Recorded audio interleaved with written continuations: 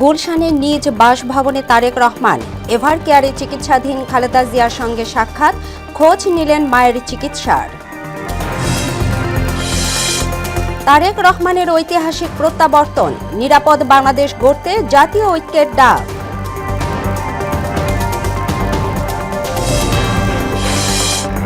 তারেক রহমানের আগমনে সর্বস্তরের মানুষের বাঁধ ভাঙা উচ্ছ্বাস, রাজনৈতিক শূন্যতা পূরণের মাধ্যমে বৈষম্যহীন বাংলাদেশ গড়ার প্রত্যয়। এবং আগামী কয়েকদিন শীতের তীব্রতা আরও বাড়বে জানিয়েছে আবহাওয়া অধিদপ্তর, বৃষ্টি হলেই কাটবে কুয়াশা।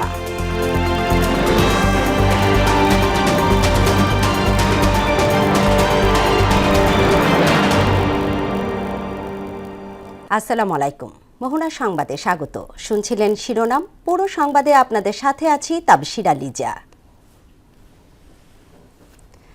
দীর্ঘ 17 বছর পর স্বদেশে নিজ বাসভবনে পা রাখলেন তারেক রহমান। বৃহস্পতিবার সকালে দেশে ফিরে দলীয় সংবর্ধনা শেষে সন্ধ্যায় এভার কেয়ার হাসপাতালে চিকিৎসারত মাকে দেখে রাতে ফেরেন গুলশানের বাসায়। তার এই প্রত্যাবর্তনে উচ্ছ্বসিত দলটির নেতাকর্মীরা। আরও জানাচ্ছেন মুদাসির আলী। ১.৫ দশকেরও বেশি সময়ের পর নিজের বাসভবনে আসবেন তারেক রহমান। প্রিয় নেতাকে এক নজর দেখতে তাই দুপুর থেকেই গুলশান ১৯৬ নম্বর বাড়ির কাছাকাছি অবস্থান নেন দলটির কর্মী সমর্থকরা। নিরাপত্তার কারণে বাসভবনের মূল সড়কে যান চলাচল বন্ধ করে দেয়া হয়। তাদের কারোর কাছে তারেক রহমানই আগামী বাংলাদেশের ভবিষ্যৎ ও পথ প্রদর্শক। বাবা শহীদ রাষ্ট্রপতি জিয়াউর রহমানের দেখানোর পথেই হাঁটবেন তিনি। উনি জানে সবার জীবনে নিরাপত্তা করে এবং দেশকে উন্নয়নশীল করে। একজন ডিসিপ্লিন কান্ট্রির মতো আমাদের দেশটা সুন্দর পরিবেশ বজায় থাকে। ৩৬টা ঈদের সমান আনন্দ আজকে আমাদের সারা বাংলাদেশের যারা জিয়ার সৈনিক আছে তাদের ভেতরে। মানবিক এবং যেখানে ট্রান্সপারেন্সি থাকবে এবং কোনো করাপশন থাকবে না, প্রত্যেকটা মানুষ যেন তার নাগরিক অধিকার আদায় করতে পারে। বাংলাদেশ কিভাবে সুন্দর এবং সুষ্ঠুভাবে করতে হয়, রাজনীতি কিভাবে করতে হয়, ওনার দিক নির্দেশনা অনুসারে আমরা সেভাবে কাজ করব। আগামী দিনে বাংলাদেশ মানুষের আশা আকাঙ্ক্ষা তিনি বাস্তবায়ন করতে পারেন। আমরা চাই ওদের ভবিষ্যতে প্রত্যেকটি সব রাজনৈতিক দল মিলে এবং আমাদের নেতা মিলে এই বাংলাদেশটাকে যাতে সুন্দরভাবে গড়ে তুলতে পারি। দেশের মানুষ ভোটের মাধ্যমে ওনাকে নির্বাচিত করবেন এবং এই দেশের মঙ্গলার্থে উনি কাজ করবেন। এদিকে দেশে ফেরার পর রাজধানীর পূর্বাঞ্চলে ৩০০ ফিটের দলীয় সংবর্ধনা শেষে তারেক রহমান রওনা দেন রাজধানীর এভার কেয়ার হাসপাতালে চিকিৎসারত মা সাবেক প্রধানমন্ত্রী বেগম খালেদা জিয়াকে দেখতে। এ সময় উপস্থিত ছিলেন তার স্ত্রী ও কন্যা সহ শীর্ষ নেতারা। সন্ধ্যার পরে রাজধানীর এভার কেয়ার হাসপাতাল থেকে রওনা হন গুলশানে নিজ বাসভবনের উদ্দেশ্যে। রাত 8:30টার দিকে কড়া নিরাপত্তায় সপরিবারে অবশেষে বাড়ি ফেরেন তারেক রহমান। এতে দলটির নেতাকর্মী ও সমর্থকদের মধ্যে স্বস্তি ফিরে আসে। দেশের রাজনৈতিক অঙ্গনে চাঞ্চল্যতায় তারেক রহমানের উপস্থিতি এক নতুন মাত্রা যোগ করবে এমনটাই বিশ্বাস সবার। মুদাসির আলী, মোহনা সংবাদ, ঢাকা। এর আগে রাজধানীর ৩০০ ফিটে সংবর্ধনা অনুষ্ঠান শেষে অসুস্থ খালেদা জিয়াকে দেখতে এভার কেয়ার হাসপাতালে আসেন তারেক রহমান। বৃহস্পতিবার সন্ধ্যা ৬টায় হাসপাতালে যান তিনি। এ সময় নেন মায়ের চিকিৎসার খোঁজ খবর। হাসপাতালে তার সঙ্গে ছিলেন বিএনপির স্থায়ী কমিটির সদস্য সালাউদ্দিন আহমেদ ও ডাক্তার AZM জাহিদ হোসেন সহ দলের শীর্ষ নেতারা। প্রায় ১.৫ ঘণ্টা মায়ের পাশে অবস্থান করেন তিনি।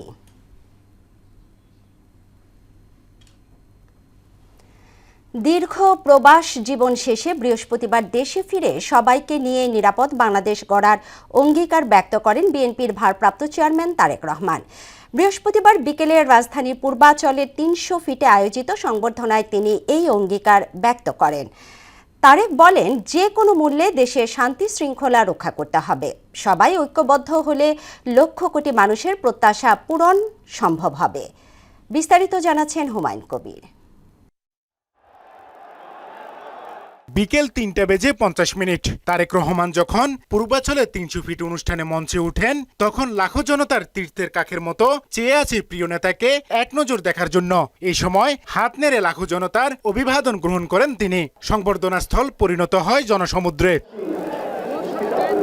17 বছর পর দেশের মাটিতে জনসমাবেশে বিএনপির ভারপ্রাপ্ত চেয়ারম্যান বলেন, এই দেশে মুসলিম, হিন্দু, বৌদ্ধ, খ্রিস্টান সব বিশ্বাসের মানুষ আছে। সবার জন্য নিরাপদ দেশ গড়ে তোলা হবে। সবাই ঐক্যবদ্ধ হলে দেশের মানুষের প্রত্যাশা পূরণ সম্ভব বলেও মত দেন তিনি। আজ আমাদের সময় এসেছে সকলে মিলে দেশ গড়া।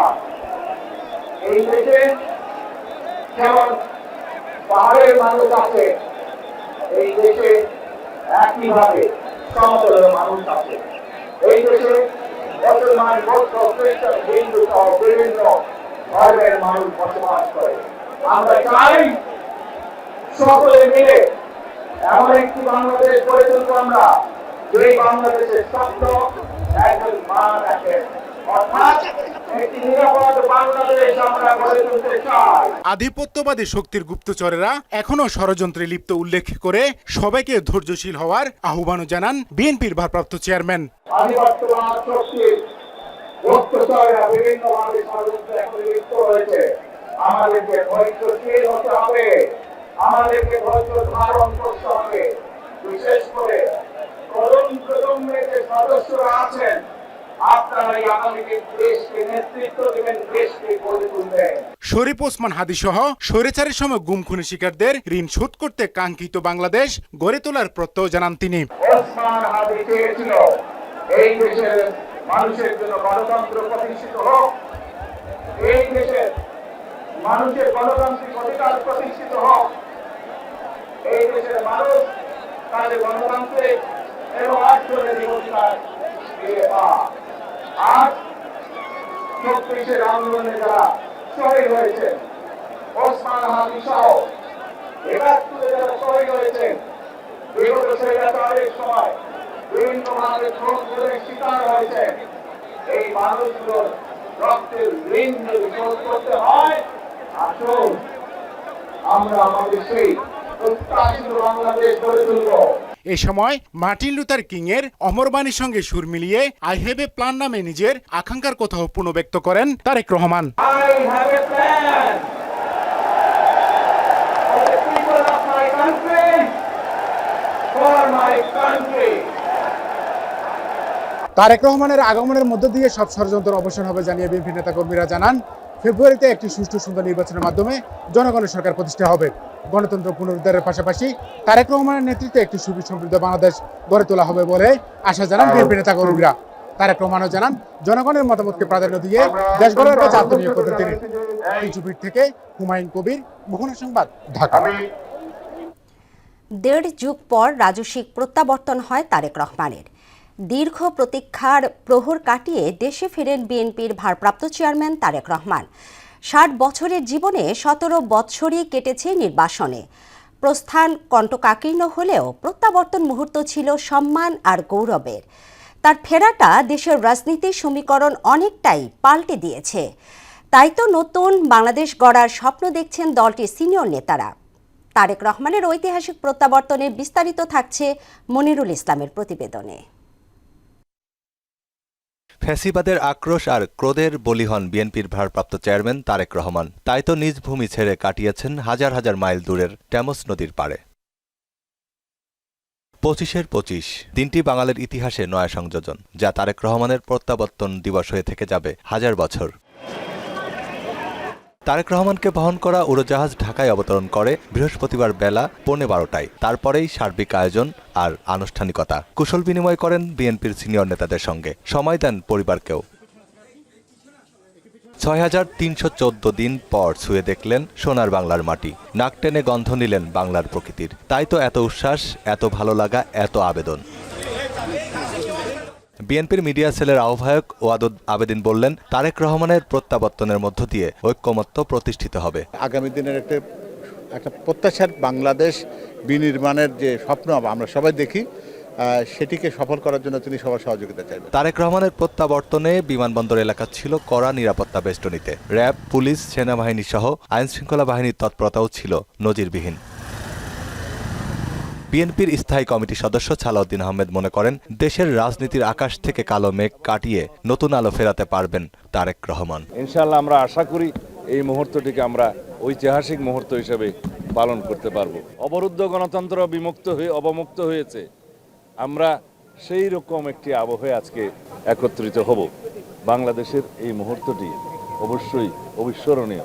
বিশ্বের যারা গণতান্ত্রিক লড়াই সংগ্রাম করেছে তাদের জন্য এটা একটি উপমা হবে। গণতন্ত্র ফিরিয়ে সোনার বাংলা বিনির্মাণে গণমানুষের আস্থার প্রতীক হয়ে উঠবেন তারেক রহমান, এমন প্রত্যাশাও করেন তিনি। মনিরুল ইসলাম, মোহনা সংবাদ, ঢাকা। টানা 17 বছর পর নিজ দেশের মাটি ছুঁলেন তারেক রহমান। প্রত্যাবর্তন ঘিরে উচ্ছ্বসিত হয়ে উঠে পুরো দেশ। তাকে এক নজর দেখতে বিভিন্ন প্রান্ত থেকে ছুটে আসেন কর্মী, সমর্থক এবং অনুরাগীরা। লাখো কণ্ঠের উচ্ছ্বাসে স্বাগত জানানো হয় তারেক রহমানকে। নেতাকর্মীরা মনে করেন তারেক রহমানের আগমনে নতুন মাত্রা পাবে দেশের রাজনীতি। তার প্রত্যাবর্তনের মাধ্যমে দেশ নিয়ে মানুষের আশা আকাঙ্ক্ষার প্রতিফলন ঘটবে বলেও প্রত্যাশা তাদের। বাকিটা জানাচ্ছেন তানজিদ ভুইয়া।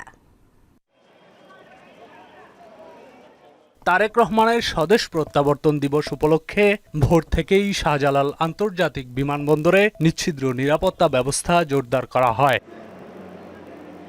বিমানবন্দর থেকে বের হয়ে হাত নেড়ে সালাম এবং অভিবাদন গ্রহণ করেন তারেক রহমান। এ সময় লাখো জনতা তাকে স্বাগত জানান। অনেক কোমলমতি শিশুও এসেছে তারেক রহমানকে এক পলক দেখতে আর শুভেচ্ছা জানাতে। নেতার আগমনে নেতাকর্মীদের বাদ ভাঙা উচ্ছ্বাস আর উদ্দীপনায় মুখর ছিল পুরো বিমানবন্দর, খিলক্ষেত, বনানী এবং আশপাশের এলাকা। দেশ এবং জনগণের প্রত্যাশা পূরণে আগামী দিনে তারেক রহমানের নেতৃত্বে দেশ এগিয়ে যাবে বলে প্রত্যাশা তৃণমূল নেতাকর্মীদের। রাজনীতিভাবে নতুন আলো আমরা দেখতে পাবো, সেই আলোতে আমরা ভাসতে চাই। ভোর 5টা বেলায় আমি এয়ারপোর্টে দাঁড়িয়েছি। আমার নেতা জনাব তারেক রহমান দীর্ঘ 17 বছর পর বাংলাদেশে পদার্পণ করেছেন। ঈদের আনন্দ থেকেও বেশি খুশি এখন আজকের দিনটিতে যে আমাদের প্রিয় নেতা তিনি আজ স্বদেশে প্রত্যাবর্তন করেছেন, নিজ দেশে এসেছেন। তারেক রহমানের আগমনকে শান্তির বার্তা উল্লেখ করে তারা বলেন, দেশ গঠনে বিএনপির ভারপ্রাপ্ত চেয়ারম্যানের নেতৃত্ব জরুরি। সারা বাংলাদেশ আজকে উৎসব মুখর। আমরা যেই কথাটা বলেছিলাম, তারেক রহমান বীরের বেশেই বাংলাদেশে ফিরবে এবং রাজপথ কাঁপবে না, শুধু বাংলাদেশ কাঁপছে আজকে। জনাব তারেক রহমান গণমানুষের নেতা হয়ে বিএনপির বাইরে দল মতের মানুষকে সাথে নিয়েও তিনি একটা সুশাসন প্রতিষ্ঠা করবেন। অভ্যুত্থান পরবর্তী নতুন বাংলাদেশ গড়তে গেল 17 বছরের লড়াই সংগ্রামের ইতিহাস গণতন্ত্রের ভিত হয়ে উঠবে বলেও প্রত্যাশা অনেকের। সাংবিধানিক বাংলাদেশ, কার্যকর সংসদ, জনগণের সরকার প্রতিষ্ঠিত হবে, যার হাত ধরে সেই নেতৃত্ব ফিরে এসেছে। এই প্রাপ্তি, এই আনন্দ, এই খুশি পুরা 18 কোটি মানুষের আনন্দ। কারণ বাংলাদেশ নতুনভাবে ব্যবস্থাপনা হবে, নতুন আঙ্গিকে গড়ে উঠবে বাংলাদেশ। লাখো জনতার শুভেচ্ছা আর ভালোবাসায় সিক্ত হয়ে বিমানবন্দর থেকে 300 ফিটের সংবর্ধনা মঞ্চে পৌঁছান তারেক রহমান। তানজিদ ভুইয়া, মোহনা সংবাদ, ঢাকা। আগামী কয়েকদিনে শীতের তীব্রতা আরও বেশি অনুভূত হতে পারে বলে জানিয়েছে আবহাওয়া অধিদপ্তর। রাত থেকে সকাল পর্যন্ত দেশের বিভিন্ন অঞ্চলে হালকা থেকে মাঝারি কুয়াশা থাকার কারণে শীতের তীব্রতা বাড়বে। বৃষ্টি হলেই কেবল কাটবে এই কুয়াশা, যদিও এখনই বৃষ্টির কোনো পূর্বাভাস দেয়নি আবহাওয়া অফিস। বৃহস্পতিবার দেশের সর্বোচ্চ তাপমাত্রা ছিল টেকনাফে 29.8 ডিগ্রি সেলসিয়াস এবং সর্বনিম্ন তাপমাত্রা ছিল রাজশাহীতে 10.2 ডিগ্রি সেলসিয়াস। ঢাকার তাপমাত্রা ছিল 14 ডিগ্রি, যা এ বছরে সর্বনিম্ন তাপমাত্রা। দেশের উত্তরাঞ্চলে শীতের তীব্রতাটা কিন্তু অনেক বেশি দক্ষিণাঞ্চলের তুলনায়। এর কারণ হচ্ছে কি, অঞ্চলগুলোতে কিন্তু কুয়াশারই একটা বেশি এবং দেখা যাচ্ছে শেষ রাত থেকে সকাল পর্যন্ত কোথাও দুপুর পর্যন্ত কিন্তু কুয়াশা বিরাজ করছে এবং কুয়াশার জন্য কিন্তু দিনের তাপমাত্রা কমে আসছে এবং শীতের তীব্রতাটা বেশি অনুভূত হচ্ছে। কিন্তু বর্তমানে কিন্তু দেশের কোথাও কিন্তু শৈত্যপ্রবাহ নেই, তারপরে কিন্তু আমরা কিন্তু তীব্র শীত অনুভূত করছি শুধুমাত্র দিনের তাপমাত্রা কম থাকার জন্য। বাংলাদেশ সহ বিশ্ব জুড়ে নানা আয়োজনের মধ্য দিয়ে খ্রিস্টান সম্প্রদায়ের সবচেয়ে বড় ধর্মীয় উৎসব বড়দিন উদযাপন করেছেন যিশু ভক্তরা। বিশ্ব মানবতার শান্তি সমৃদ্ধি কামনায় গির্জায় গির্জায় অনুষ্ঠিত হয় বড়দিনের প্রার্থনা। শান্তিময় পৃথিবী গড়তে ভক্তদের ধর্ম এবং দর্শনের পথ দেখিয়ে যিশু শ্রদ্ধা ভালোবাসার পাত্র হয়ে আছেন বলে জানালেন আর্চ বিশপ। আর সম্প্রীতির দেশে সবাই মিলেমিশে ধর্ম পালন করবে বলে প্রত্যাশা জানান প্রধান উপদেষ্টার প্রেস সচিব শফিকুল আলম। আরও জানাচ্ছেন উষা ফেরদৌস। প্রেরণা দানে কখনো বিরত না থাকেন। আসুন আমরা এই উদ্দেশ্যে প্রভুর কাছে প্রার্থনা করি। গির্জায় গির্জায় ভক্ত অনুরাগীদের অবনত চিত্তে প্রার্থনা। এই প্রার্থনা ভ্রাতৃত্ব, ভালোবাসা, প্রেম, দয়া ও শান্তির। যিশুর আগমনে পৃথিবী নতুন সৃষ্টিতে ভরে উঠবে। তোমার দীপ্তি নবজ্যোতি আমাদের মানস চোখে উদ্ভাসিত হয়েছে। বিশ্বজুড়ে খ্রিস্টান সম্প্রদায় স্মরণ করছে সেই যিশুকে, যিনি হিংসা, বিদ্বেষ ও অমানবিকতার অন্ধকার বেদ করে মানুষের সামনে খুলে দিতে চেয়েছিলেন ভালোবাসা, করুণা ও মিলনের পথ। দিন দিন ভ্রাতৃত্ব, সহযোগিতা, একাত্মতা বৃদ্ধি পায়। যিশুর জীবন ছিল নিঃস্ব মানুষের পাশে দাঁড়ানোর এক অনন্য দৃষ্টান্ত। তিনি আশাহীনদের মনে জাগিয়েছেন আশা, ক্লান্ত ও বিধ্বস্ত মানুষকে দিয়েছেন ঘুরে দাঁড়ানোর সাহস। যিশু আমাদের জন্য শান্তির বাণী নিয়ে আসছেন, যেন আমরা আগামী দিনে সুন্দর মতো নিজেদের জীবনকে সুন্দর করে তুলতে পারি, সবাইয়ের মাঝে শান্তি ছড়িয়ে দিতে পারি, বিশ্বে যেন শান্তি বয়ে নিয়ে আসতে পারে সেই প্রার্থনা করি। যিশু যে মানবিক আদর্শের বাণী রেখে গেছেন তা কোনো নির্দিষ্ট ধর্ম বা জাতির জন্য সীমাবদ্ধ নয়। যুদ্ধ, প্রতিহিংসা ও প্রতিশোধের বিপরীতে তিনি উচ্চারণ করেছিলেন ক্ষমার ভাষা। পৃথিবীতে কত অশান্তি, কত এই ঝগড়াঝাটি, মারামারি, নির্যাতন, যুদ্ধ, এমনকি যিশু যেখানে জন্মগ্রহণ করেছিলেন সেই এলাকাতে গাজাতে শিশুরা নির্বিচারে মৃত্যুবরণ করছে, তাদেরকে মেরে ফেলা হচ্ছে এবং কত মানুষ কষ্ট পাচ্ছে। ইউক্রেনের যুদ্ধ। তাই প্রভু যীশু খ্রিস্ট এ ধরাতে এসেছিলেন শান্তির আজ হিসেবে। আর সম্প্রীতির দেশে সবাই মিলেমিশে ধর্ম পালন করবে এমন প্রত্যাশা জানান প্রধান উপদেষ্টার প্রেস সচিব। বাংলাদেশের একটা সাম্প্রদায়িক সম্প্রীতির দেশ।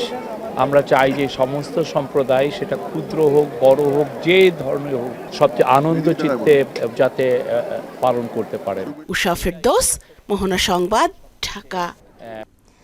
বিএনপির ভারপ্রাপ্ত চেয়ারম্যান তারেক রহমানের স্বদেশ প্রত্যাবর্তনকে স্বাগত জানিয়ে সংবর্ধনা অনুষ্ঠানে যোগ দেন বাংলাদেশ জাতীয়তাবাদী যুব দল কেন্দ্রীয় নির্বাহী কমিটির নেতৃবৃন্দ। এ সময় মিছিলের নেতৃত্ব দেন কেন্দ্রীয় নির্বাহী কমিটির সাবেক সহ সভাপতি মাহবুবুল হাসান ভুইয়া পিঙ্কু।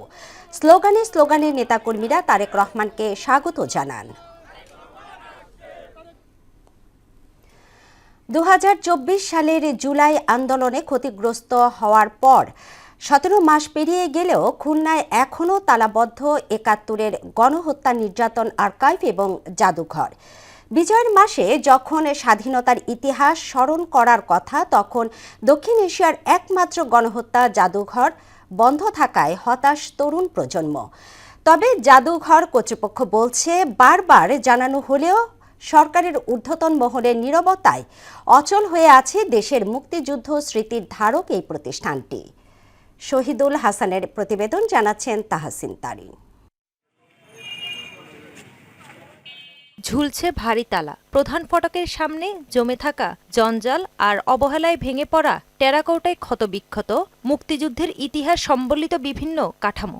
এই দৃশ্য কোনো পরিত্যক্ত ভবনের নয়, এটি খুলনা নগরীর সাউথ সেন্টার রোডে অবস্থিত মুক্তিযুদ্ধের গণহত্যা নির্যাতন আর্কাইভ ও জাদুঘরের বর্তমান চিত্র। প্রায় 32 কোটি টাকা ব্যয়ে নির্মিত জাদুঘরটি আনুষ্ঠানিক উদ্বোধন হয় 2024 সালের মে মাসে। কিন্তু উদ্বোধনের আড়াই মাস পর 4 আগস্ট গুলিবিদ্ধ শিক্ষার্থীদের চিকিৎসা দেয়াকে কেন্দ্র করে জাদুঘরের সামনের একটি বেসরকারি হাসপাতালে ভাঙচুরের ঘটনা ঘটে। সেই সময় হামলার শিকার হয় মুক্তিযুদ্ধ জাদুঘরের প্রধান ফটকসহ বিভিন্ন স্থান। এরপর থেকেই টিন আর বাঁশ দিয়ে অস্থায়ীভাবে ফটক বন্ধ করে ঝুলিয়ে দেয়া হয় তালা, যা গত 17 মাসেও খোলা হয়নি। ফটকের ভেতরেই বন্দী হয়ে আছে ইতিহাস, যেখানে আছে মুক্তিযুদ্ধ ও গণহত্যা শহীদদের হাতে লেখা চিঠি, রক্তমাখা পোশাক, যুদ্ধের অস্ত্র, রাজাকার ও সহযোগীদের কাছ থেকে উদ্ধার করা নির্যাতনের ভয়াবহ সরঞ্জাম সহ মোট 192 ধরনের অমূল্য নিদর্শন।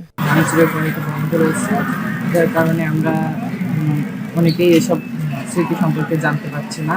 পাকিস্তানি বর্বর সরকার ওই তৎকালীন ইয়াহিয়া খানের সরকার যে আমাদের হত্যাযজ্ঞ চালিয়েছে, এই সম্পর্কে আমাদের যথেষ্ট পরিমাণ জানা উচিত। এইটা সংস্কার করে পুনরায় সঠিকভাবে চালু করার জন্য। যাদের আত্মত্যাগ ও জীবনের বিনিময়ে দেশ স্বাধীন হয়েছে তাদের ইতিহাস এভাবে তালাবদ্ধ রাখা জাতির জন্য লজ্জাজনক বলে মনে করছেন সংশ্লিষ্টরা। মুক্তিযুদ্ধের স্মৃতিচিহ্ন সংরক্ষণ করা হয়েছে, তো আমরা চাই মুক্তিযোদ্ধা হিসেবে এই জাদুঘর খুলে দেওয়া হোক।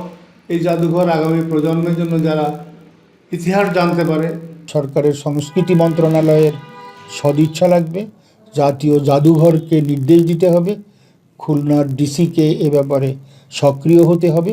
তবে সরকারের সঠিক নির্দেশনা ও সহায়তা পেলে প্রতিষ্ঠানটি দ্রুত খুলে দিয়ে সকলের জন্য উন্মুক্ত করার প্রচেষ্টার কথা জানিয়েছেন জেলা প্রশাসক। আমরা সরকারের ডিরেকশনের অপেক্ষায় আছি। মুক্তিযুদ্ধ বিষয়ক মন্ত্রণালয় বলেন অথবা সংশ্লিষ্ট কালচারাল মিনিস্ট্রি বলেন, তারা আমাদেরকে বিষয়টি নোটিশে নিয়ে যখন ডিরেকশন দেবে আমরা সেই অনুযায়ী কাজ করব।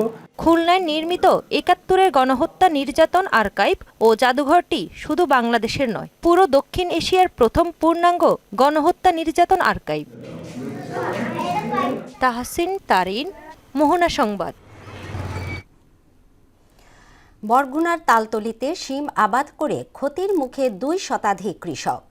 ফুল আসার পরপরই ভাইরাসে আক্রমণে গাছের পাতা, ফুল ও শিম হলুদ হয়ে নষ্ট হয় কয়েকশো একর জমির শিম। চাষিদের অভিযোগ, কৃষি অফিস থেকে কোনো খোঁজ নেওয়া হয়নি। তবে ভাইরাস দমনে আক্রান্ত গাছ পুড়িয়ে ফেলা সহ ওষুধ স্প্রে করার পরামর্শ দিচ্ছে কৃষি বিভাগ। গোলাম হায়দার স্বপনের প্রতিবেদন, জানাচ্ছেন সিফাত রহমান জেসি। শীতকালীন সবজি সিমের আবাদ করে বড় ধরনের ক্ষতির মুখে পড়েছেন বরগুনার তালতলীর ২ শতাধিক কৃষক। ফুল আসার পরই ভাইরাসের আক্রমণে নষ্ট হয়েছে কয়েক কোটি টাকার সিম। কৃষকদের অভিযোগ, ভাইরাস আক্রমণ করলেও কৃষি বিভাগ থেকে কোনো ধরনের পরামর্শ দেয়া হয়নি। আমাদের সদাগরপাড়া একটা গ্রাম আছে, কৃষি গ্রাম, অফিসে আইবে না, সুখ দুঃখ তো জানবে না যে কি লাগবে, কি করবো না করবো, কোনো খোঁজ খবরই নেয় না। বাজার জাতের অবস্থা খুবই খারাপ, কোনো পার্টি পত্র নাই। যদিও পার্টি আসে, এই অবস্থা দেখে তারা নিচ্ছে না যে আপনাদের সিম ভালো না। ফলন তোলার সময় এমন ক্ষতিতে দিশেহারা কৃষকরা। তাদের দাবি, ভাইরাস প্রতিরোধে কার্যকর ব্যবস্থা নেওয়া হোক। বৃষ্টির কারণে না কিসের কারণে বলতে পারিনি, আর কোনো ওষুধ বড়িও নাই। একজনে ২০-২৫ হাজার টাকার ওষুধ দিছে, ১ টাকা বেচতে পারে না। ভাইরাসে তো গাছ ফল নষ্ট হয়ে যায়, গাছ হলুদ হয়ে যায়, মানে মরে যায়, ফল টেকে না। এখন তো ভাইরাস লাগিয়া ওই মাল বেচতে পারে না, কোনো পাঠি নেই। আমরা কিভাবে চলমু, আমরা কিভাবে খামু? সিম গাছ নষ্ট হওয়ার কারণ খতিয়ে দেখতে কৃষি বিভাগ মাঠ পর্যায়ে কাজ করছে জানিয়ে আক্রান্ত গাছ কেটে পুড়িয়ে ফেলা সহ ভালো গাছগুলোতে ওষুধ স্প্রে করার কথা বললেন কৃষি কর্মকর্তা। সহকারী কৃষি অফিসার এবং উপজেলা কৃষি অফিসার মাঠে গিয়েছিল। তারা প্রাথমিকভাবে যেটা সন্দেহ শনাক্ত করেছে সেটা হচ্ছে যে মোজাইক ভাইরাস। সেখানে আমরা পরামর্শ দিয়েছি যে একই জমিতে যদি বারবার একই ফসল করা হয় তো সেখানে ভাইরাসের সম্ভাবনা থাকে। তো এই ফসলটা একই ফসল বারবার না করে আমরা শস্য বর্তন পদ্ধতি ক্রপ রোটেশন করে আমরা ফসল আবাদ করার জন্য কৃষকদের পরামর্শ দিয়েছি। আর বাহক পোকা যেটা আছে, যে সিড বা অ্যাপিড, এটা দমন করার জন্য আমরা ইমিডিয়া ক্লোরাইড গ্রুপের ঔষধ যেমন অ্যাডমায়ার সহ বাজার বিভিন্ন ধরনের ওষুধ আছে, এগুলো স্প্রে করার জন্য প্রাথমিকভাবে আমরা পরামর্শ দিয়েছি। চলতি মৌসুমে বরগুনার তালতলীতে প্রায় ৩০০ একর জমিতে সিমের আবাদ করেছেন ২ শতাধিক কৃষক। সিফাত রহমান জেসি, মোহনা সংবাদ। খেলার খবর, ক্রিকেট। সব জল্পনা কল্পনার অবসান ঘটিয়ে আজ মাঠে গড়াচ্ছে Bangladesh premier league BPL. Sylhet আন্তর্জাতিক স্টেডিয়ামে বেলা ৩টায় উদ্বোধনী ম্যাচে স্বাগতিক সিলেট টাইটান্সের মুখোমুখি হবে রাজশাহী ওয়ারিয়র্স। আর দিনের দ্বিতীয় ম্যাচে সন্ধ্যা 8:45 চট্টগ্রাম রয়্যালসের বিপক্ষে লড়বে নোয়াখালী এক্সপ্রেস। প্রথম পর্বের মোট 24টি ম্যাচ অনুষ্ঠিত হবে সিলেট আন্তর্জাতিক স্টেডিয়াম, যা শেষ হবে 2 জানুয়ারি। সিলেট পর্ব শেষে বন্দরনগরী চট্টগ্রামে স্থানান্তরিত হবে। এছাড়া ফাইনাল 23 জানুয়ারি ঢাকায় অনুষ্ঠিত হবে। এদিকে বিপিএল দ্বাদশ আসর শুরুর একদিন আগে ঘটল অনাকাঙ্ক্ষিত এক ঘটনা। আর্থিক জটিলতার কারণ দেখিয়ে আসর থেকে সরে দাঁড়িয়েছে চট্টগ্রাম রয়্যালস ফ্র্যাঞ্চাইজি। আর তাতেই আসর শুরুর আগ মুহূর্তে তাদের এমন সিদ্ধান্তে নতুন করে অনিশ্চয়তায় পড়ে লিগটি। বৃহস্পতিবার সকালে চট্টগ্রাম রয়্যালস ফ্র্যাঞ্চাইজির মালিক কাইয়ুম রশিদ বিসিবি বরাবর পাঠানো এক চিঠিতে জানান আর্থিক জটিলতার কারণে তারা বিপিএলে অংশ নিতে আগ্রহী নন। এমন জটিলতায় অবশেষে দলটির মালিকানা বুঝে নিল বিসিবি। বিষয়টি নিশ্চিত করেন বিপিএল গভর্নিং কাউন্সিলের সদস্য সচিব এবং বিসিবি পরিচালক ইফতেখার মিঠু। শেষ করছি মোহনা সংবাদ, তবে যাবার আগে শিরোনামগুলো আরও একবার।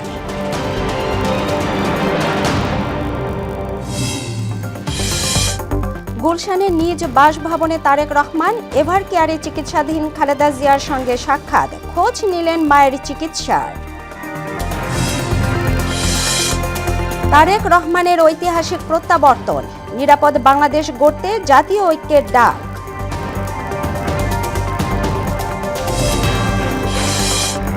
তারেক রহমানের আগমনে সর্বস্তরের মানুষের বাঁধ ভাঙা উচ্ছ্বাস, রাজনৈতিক শূন্যতা পূরণের মাধ্যমে বৈষম্যহীন বাংলাদেশ গড়ার প্রত্যয়। এবং আগামী কয়েকদিন শীতের তীব্রতা আরও বাড়বে জানিয়েছে আবহাওয়া অধিদপ্তর, বৃষ্টি হলেই কাটবে কুয়াশা।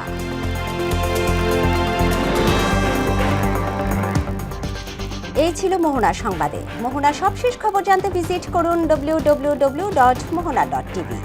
সংবাদ দেখতে পারেন ফেসবুক, ইউটিউবেও। এতক্ষণ সঙ্গে থাকার জন্য ধন্যবাদ সবাইকে।